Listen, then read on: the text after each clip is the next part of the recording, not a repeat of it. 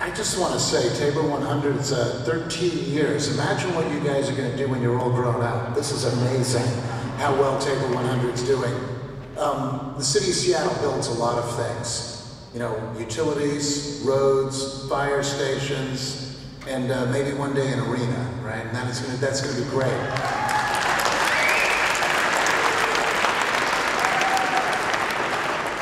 And when we spend public dollars, it should generate public benefits, and I can imagine no greater public benefit than making sure that everybody in this city has an opportunity to share in the prosperity that we create. So I'm proud, and I invited my whole team up here. We crowded the stage because we have a great team at our department, at our FAS, Facilities and Administrative Services. And I set them to the task of figuring out how, in the face of I-200, we could award more WIMBY contracts. We're also trying to figure out how we can get more local hires. And I want to congratulate all of them, and I brought them up because they did amazing things. And I particularly want to call out Nancy Locke, who's a woman of great determination, sharp intelligence, and a big, big heart. So thank you.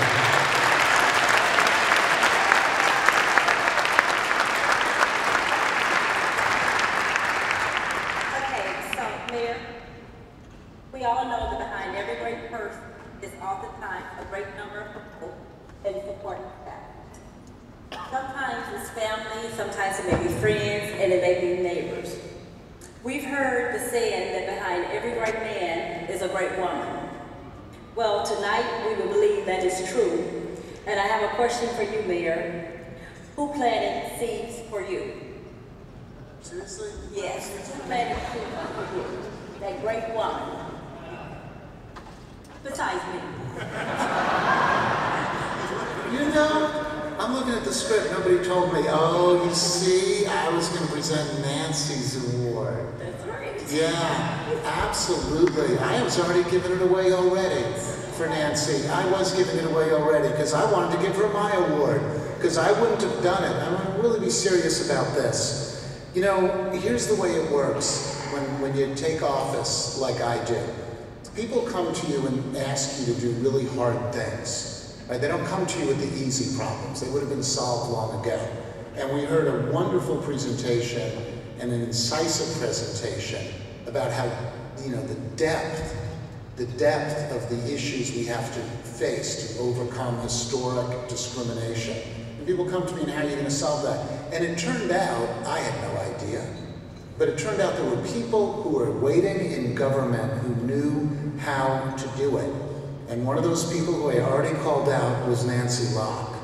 And when we said, how are we going to do this? How do we do this in the face of I-200? They came forward with a proposal of our inclusion plan, which raises the bar. Before you can even qualify for a contract, it's not about lowest bidder, right?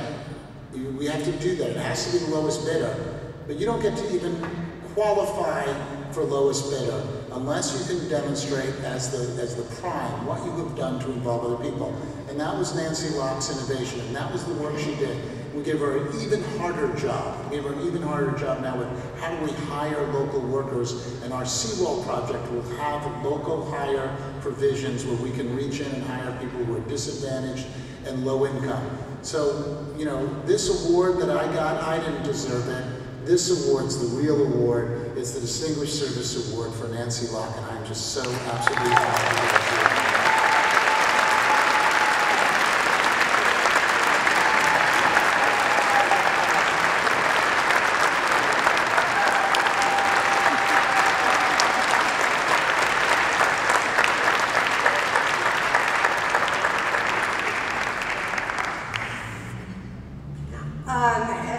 Thank you, Ollie. Thank you, Mr. Mayor. I'd like to also acknowledge that it is a team who has done this. Mark Wheeler and I together, and Fred Podesta has created this team and made it possible for us to do some of this work.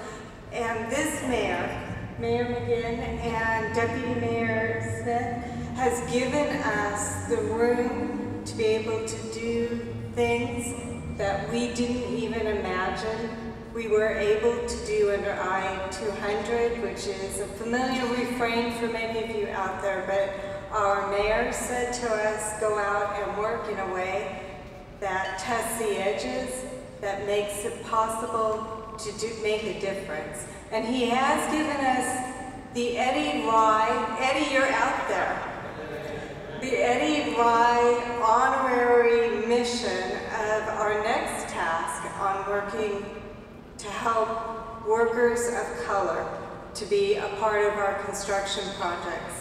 And Director Peter Hahn is a part of that work, Bobby Forsch and Linda Crawford.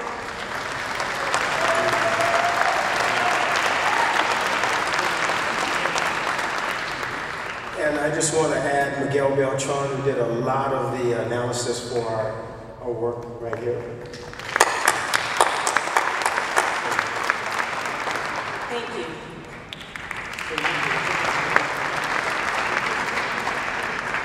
Okay, so we have one more. Okay, we don't want 15 keynotes up here now. I'm going to tell you recipients, so you're going to keep it down. Now, we love you, family.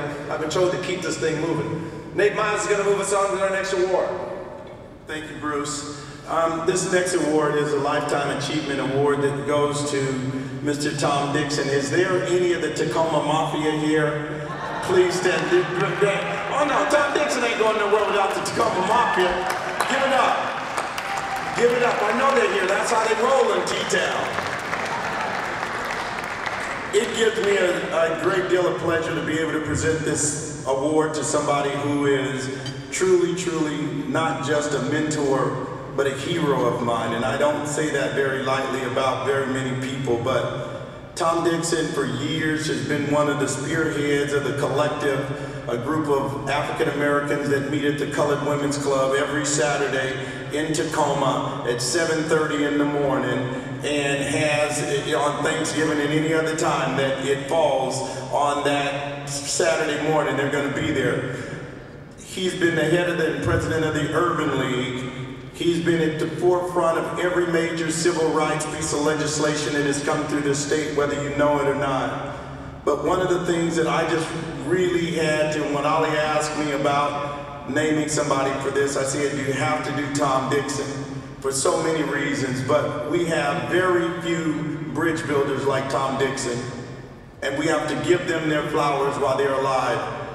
I personally just have to say that about 5-7 years ago, I was in one of the political fights of my life. As many of you know, I work for a pharmaceutical company. There was a piece of legislation before the Washington State Legislature that would deny access to medications for low-income people who are on Medicaid. I fought for this before I even started working for a pharmaceutical company, but it was near and dear to my heart to make sure that just because you couldn't pay didn't mean you shouldn't have the best that was out there.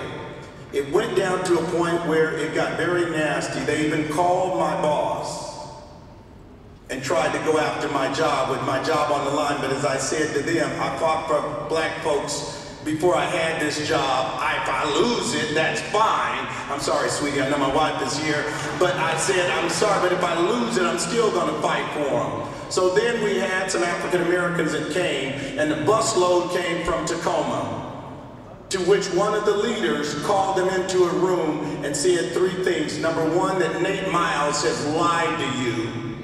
Number 2, that if you go along with him, you will lose your budgets, your money that is in the budgets. And number 3, we will cut off access to you to some of the halls of power down here.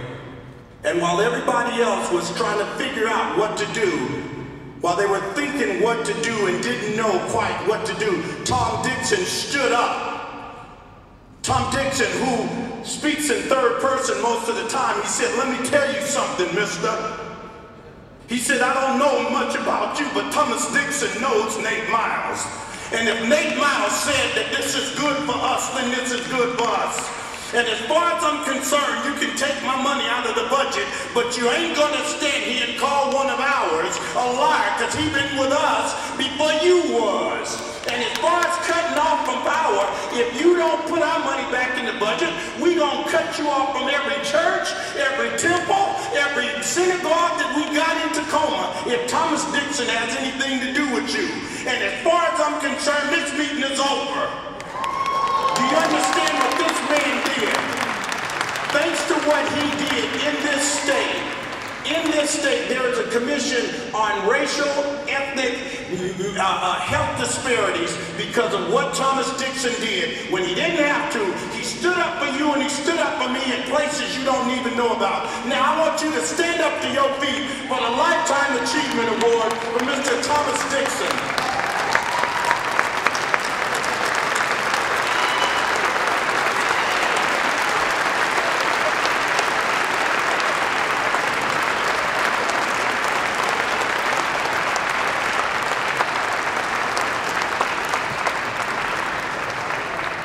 After Nate's comments, the best thing I can do is to say thank you and nothing else. But the Black Collective was organized in Tacoma in 1969. We had an abbreviated riot, and 8 of us were able to keep the city of Tacoma police separated from the hilltop youth, and we therefore helped to avoid bloodshed in Tacoma. And we've been meeting since then every Saturday, 8 to 10 o'clock, but I have the key to the building. I have to be there before 8. And this afternoon, I'll be as brief as I can be. I attended a youth Merit Incentive Award program at Clover Park Technical College that was organized in 1995 for the purpose of helping Black students in 7 school districts in Pierce County to make it in life and to make it in school to get ready for life. And we awarded 201 students $350 from these 7 school districts. And 9 external entities awarded scholarships for those students, the students in the 9th, 10th, and 11th grade.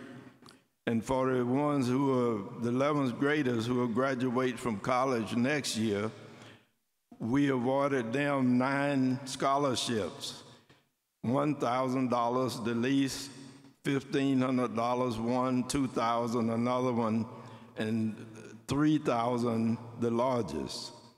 And all of these scholarships are funded by voluntary organizations external to the Youth Merit Incentive Award program to honor one of our trailblazers, Mrs. Wesley, who was a member of my church at Shiloh Baptist, under E.S. Brazil. Some of you know Reverend Brazil, who was a trailblazer in Tacoma.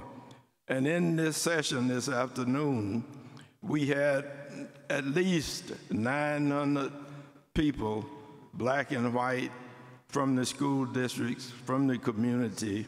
That's what I've been doing today. I have been retired since March 2000.